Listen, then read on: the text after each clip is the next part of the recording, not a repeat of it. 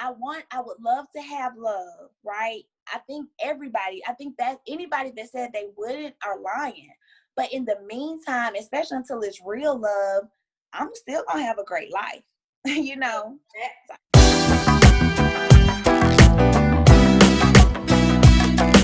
everyone, thank you so much for tuning in to Let's Talk. Happy Friday! Thank you so much for tuning in today, guys. I have something very special for you, a very special guest. Before we get into it, though, go ahead and like, subscribe, and hit your notification button because it's going to get real juicy, y'all.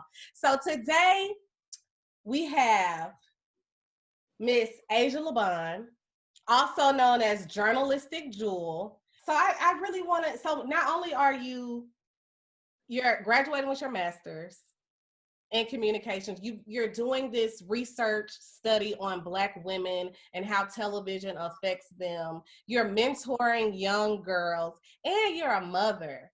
And you're making all of this happen. And that's one of the reasons I've always admired you, because I always look at you like, dang, she's such a great mom. She's doing it. You know, you don't have to. A lot of the stuff you do, you don't have to do. You don't have to go back and get another degree. Like you said, you didn't have to do, you know, take the harder way on getting your master's, your research. You know, you didn't have to do those things. You know what I mean? So what is like just, what's your driving force? I know your son is, and he's such a good boy. And y'all, you know, that's when you know somebody raised their child. But like when you be around somebody's child and they're just so mannerable and he's so handsome and so smart, you know, that's a direct reflection of you. You know what I mean?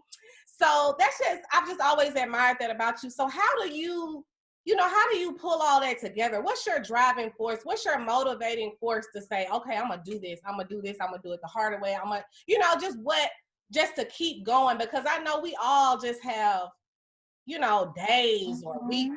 You know what I mean? Mm-hmm. So what's your driving force? Thank you so much, Jessi. First of all, that really made me feel really good. And I think one of the things for me is, these are some things like I've always wanted to do, and I feel like, when I just know, like, when I've always had all these like dreams for myself. And then my sophomore year of college, I became pregnant. And I never imagined ever being a single mom. And I really went through a phase in my life where I think because I grew up and I saw, married relationship my whole life. My dad then remarried. It's like I've never expected to be a single mom. So I think that what happened was when I had my son, and he definitely is my motivating factor. But it was just kind of like, wow, this isn't as hard as I thought it was going to be. And then, people would start telling me like, oh my God, you're doing so good. And I was like, oh, what? I mean, I'm just doing the basics. So then I started thinking like, okay, not only am I going to be a great mom, I'm going to do all those things that I wanted to do. I've always wanted to get my master's. I've always wanted to move to Atlanta. I've always wanted to, just be an inspiration to young girls. And by the grace of God, let me be clear, by God's grace, He has allowed me to do everything that I wanted to do. And it's just one of those things that's like, once you do one thing, it's like, oh, okay, I really can do this. So it's like, okay, first, all right, me and my son, all right, I had a baby, but my family's helping me. So I can go back to school. Okay, this is good. I can move to Atlanta. All right, I can get a good job. Okay, cool. I can go back to school and my job is paying for it. It just builds. This is not overnight. My son is 12 years old, so it has been a journey. You know what I mean? But I just feel like, my faith, like God has shown me what hard work can do. And that can get this degree was more than me saying, okay, I got my master's. It was about me gaining another skill. You know what I mean? It was about me adding some zeros to my worth. It's more than me saying, y'all, I got my master's. It's about me increasing my value. So when I go to work or when it's time to, have a review, I have, you know what I mean, some leverage. It's about being able to show my son and in the world that I can do, and myself, most importantly, to show me that you can do all this even with being a single mom. And it shows me, going back to why we've been taught, right? Seeing, growing up, and you see Family Matters, you see all these shows and these ideal families, and you feel like this is what a family is. And so when you do get a family that doesn't look like that, you feel like, oh my God, like, this is not right. But it is right. It's perfect. And for me, I felt like it was just important for me to just do the damn thing. You know what I mean? And not let anything stop me. And I don't know, but it's just by the grace of God, just good family, good friends, just knowing like, I mean, this is for me. You know what I mean? And I'm telling you, Jessi, like, at the end of the day, it's really my faith, I think God, just remembering, like, because it is hard. I mean, there were some times where it was just like, dang, girl, you could have been done, with this study. Or, do you really want to keep on going back and forth with them about whatever, But sometimes it really is just worth the fight and worth the, the challenge. You know what I'm saying? Anything worth having is hard. Like, it's hard work. It's not easy. If it was easy, everybody would be doing it. So I'm not fearful of hard work. And I do feel like sorry about that. I do feel like my motivating factor is ultimately, my son and my faith. That is just beautiful. That is beautiful. Thank you. And y'all, this is one of my really, really good, close best friends, okay? And that is something that we're going to have to talk about, because like, just hearing her, speaking to her, this is someone that I call when I need to just get myself back together. You know what I'm saying? Or we just need to speak into each other. And that is very important, to surround yourself with people like this. It's very important to surround yourself with people with faith, with people that aren't scared of hard work, that's going to speak positivity into you, going to speak life into you. So you really have to just look at your circle. You know what I mean? And how is your circle moving? What are they doing? Are they speaking into you? Are y'all all on it? But to just see you thriving and doing so well, and to see where you came from and to where you are now and to where you're going. Thank you. It's us a blessing to really witness. It has really been a blessing to just witness your glow up. Thank you. So cheers to you. Let's do a clink, clink, clink, clink to yes, cheers clink. To you. Okay. Dating in the pandemic. And also dating as, like you said before, you're a single parent. Like, how does being a single parent affect how you date? You know what I mean? How has it changed since being in the pandemic? You know what I mean? Are you getting creative, or what is that? What does dating look like for you? Or are you too busy? Because your schedule is packed, baby. You booked and busy. So what does that look like?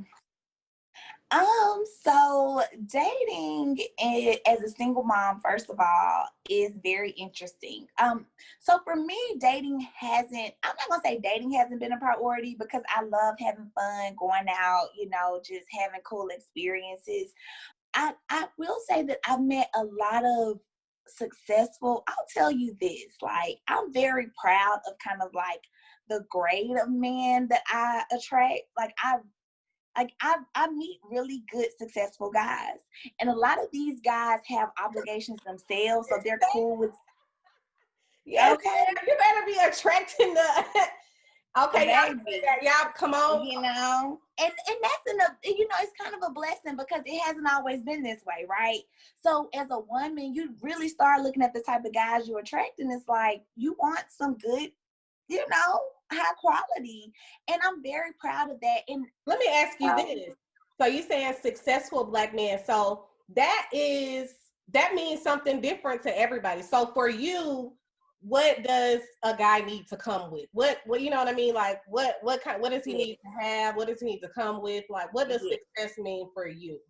I mean, one thing he has to have is a faith, some type of faith or some type of like establishment with God. Like, one thing I know, if you don't love God, it's going to be real hard for you to love anybody else or really have like principles. You know what I mean? Another thing, I want him to know what he what he wants in life. I want him to have some type of career or goals that, you know, motivates him enough to work hard. You know, we've talked about working hard. So I want somebody who's not afraid of working hard and being steadfast until they accomplish what they're looking to accomplish, right? I want someone who cherishes and respects Black women. That's very important to me. I want someone who is a great example for my son. And what I mean when I say that is they have patience. You know, they have the strength and the masculinity to be, you know, a leader. You know, they understand wealth. You know, they understand how to manage money, and or at least getting to understand it, and the skill of financial stability, you know. So that's what's attractive to me, you know. Yes. And what that looks like is so many different ways. You know, I'm not saying he has to have this job or this, that, and the other. It looks all different. Right. But at the end of the day, that's what it is. You know what I mean? So y'all hear, so if y'all single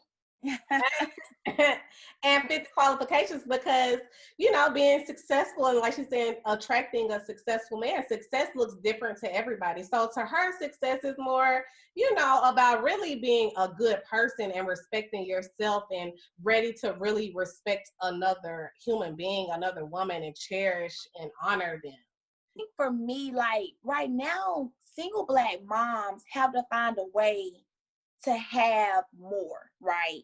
And I think that's where the strategy comes in. Even the Bible talks about, you know, two are better than one. So we know that. Like, I don't know nobody who just want to be a single mom. You know, you hear these stereotypical cases like, this girl won't let him see her baby.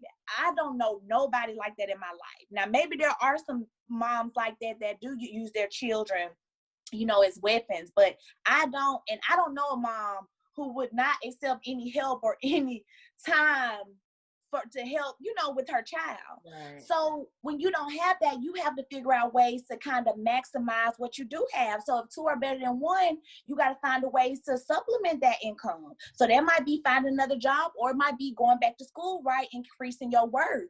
When you're talking about equity, right? As a mom, especially living in Atlanta, it depends on where you live, but you're going to be paying a nice, healthy amount of rent for sure. Mm-hmm. So why not try to find a way to say, okay, well, I'm going to have to pay this rent anyway. Let me bite the bullet for the next 3 years, right? Let me get my credit. Let me pay this stuff off my credit. If you want to do credit repair, that's fine. I didn't do credit repair. You know, I just went through and just did it the old-fashioned way. But as a single mom, you have to figure out a way to supplement that second person. And you can do it. You know, all I say is that's where it may take a little bit more strategy, but you got to, you know, figuring out a way to supplement more income, figuring out a way to say, okay, I want to pay my mortgage. I want to make this rent a mortgage instead, so that in 10 years I have equity instead of just, you know, a nice apartment. Those are the decisions. Those are smart decisions that you can make as a single mom that can really help get you to some of those places that you want to go. So you want to find a man, especially if you're talking about a man of means, like you're going to meet him when you can kind of afford to be there, right? You're going to meet the men in Buckhead when you're at Buckhead having your dinner.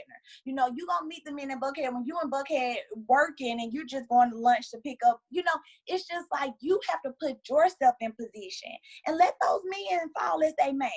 But I think buying a house and getting another degree and doing whatever you have to do as a single mom, you know, having your son in a mentoring program so that he is exposed to, you know, esteemed Black men. You know, if I can't get a shout out, I would love to give a shout out to the Kappa men, the men of Kappa Alpha Psi Incorporated of Alpharetta Smyrna alumni fraternity, the alumni chapter. They have done an amazing job with this JKL group. You know, this is my son's second year in an officer role, and it's a great experience for them. So when I say having two, as a single mom, you just have to find ways to supplement that partner not being there until they come along. I mean, God willing, you will meet your husband sooner than later, right? But in the meantime, between time, you figuring out a way to supplement those things is going to be one of the best ways, one of the best things to bring you happiness, the feeling of success, and just fulfillment. You know what I mean? So don't be afraid to try to pick up the extra, until you find your mate. But give yourself time. It's all a process. But yeah, we have to find ways to supplement that second person so that even when, we are around our married friends and our esteemed friends, we're not lacking. We have all the same things. Our kids have all the same things, and we feel confident and successful and not sitting up here pitiful like, when my man go, woe is me. You know what I mean? Like, you can do it. You just got to be a little bit more strategic. Right. And that's the word you said, just focusing on yourself.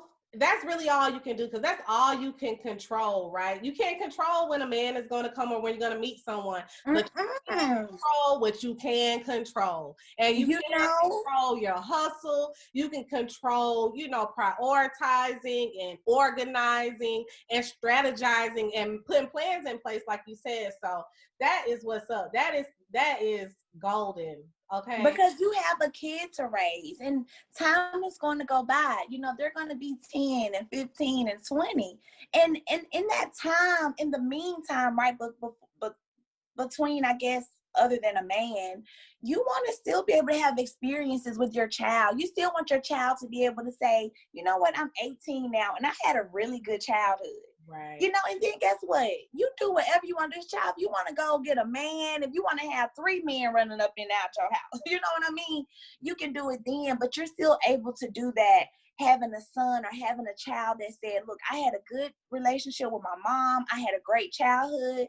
They're grown. They're doing whatever they want to do. And now, all that sacrifice and all that strategy has paid off, and you feel good and look good and, living good in the meantime. So it's more than, it is about your children, but it's also, like you said, about yourself when you lay down at night, loving your home, your bed, and, what you've accomplished for yourself. So I think it's all about really just being strategic and just knowing, like, I want to have abundance. And I would love to have love, right? I think that anybody that said they wouldn't are lying. But in the meantime, especially until it's real love, I'm still gonna have a great life, Exactly. That's a word, girlfriend. And going back to what you said about how you're attracting better men and better quality men, and just talking about how, you grind and you hustle and you're accomplished and you're living an abundant life, and that's what you're attracting. And I think a lot of people, sometimes we want something, but we have to be able, you got to be what you want. You know what I mean? If you want a successful person, whatever success means to you, you got to be able to bring to the table what you're asking another person to bring to the table. You can't be doing absolutely nothing. And be single with a purpose, right. Don't live your, and I'm not going to say don't live your life for a man, because I think a woman should be who and what she wants. And if you want to be a wife or somebody's woman, I don't think anything is wrong with that. And I think that is something to definitely put effort into. I think that's another thing that I kind of found is, like, when women don't feel like they can get that from a man, they may not put effort into creating a relationship or put effort in putting themselves in position, Right. So I think it is important to put effort into that and make time for it. But I think that you have to kind of be a good, like, go inside yourself right now. I'm in tune with myself because I'm working on myself, so that when I do get in a relationship with a man, and I'm already in relationships where I have to kind of, be that. But when I'm in a romantic relationship, I'm able to communicate upsets, right? Communicate when this didn't feel right, love. You know, can we talk about this? And being able to have those difficult conversations and being able to understand my weaknesses and knowing when, you know, girl, like you are a little, you know, spoiled or selfish sometimes. So when somebody kind of laughing at myself, right? And so when somebody might share that with me or tell me that, I'm already ready for it and I'm ready to kind of work on it, right? And hear them and acknowledge them and tell them I apologize and I want to work on it and not just disregard their feelings. So I think for me, and just going back to why I think I attract some of the men that I do, it is because of how I carry myself. I'm not going to tolerate any disrespect. I'm not going to tolerate not feeling good.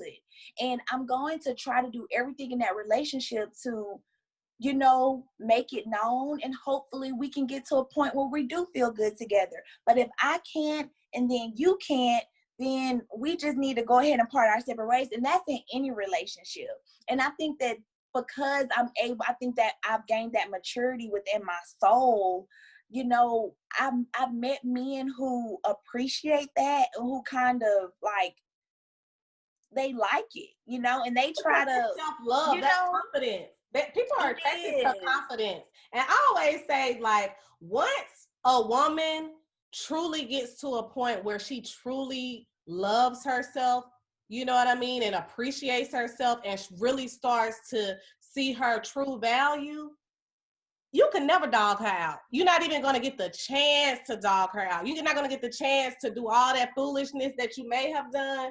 You know, like you said, they're going to know to come correct. You know, don't even come with me. You know what I mean? And that's how you are too, Jessi. You know, I think, you know, the women in our circle, I think we all have that in common where, you know, we're just not going to just, you know, sit and tolerate feeling bad. And I don't think anybody should. But I think for some reason, going back to Black women, we're just taught to ride or die, you know. So I hate ride or die. I hate ride or die, baby. And that's the thing, because like I feel like it comes with maturity as well. It comes with getting older, because I ain't gonna say, like, I have not always been like that. Let me tell you something. Baby, I put up with the most from a lot of different people that I've dated or what I had relationships with. You know, and subscribe, hit the notification button, because if you think this was something, it's going to get really, really good, guys. Follow Aysha at Journalistic Jewel. Yeah. And we will see you guys next time so we can talk about it. Have a good one. Bye.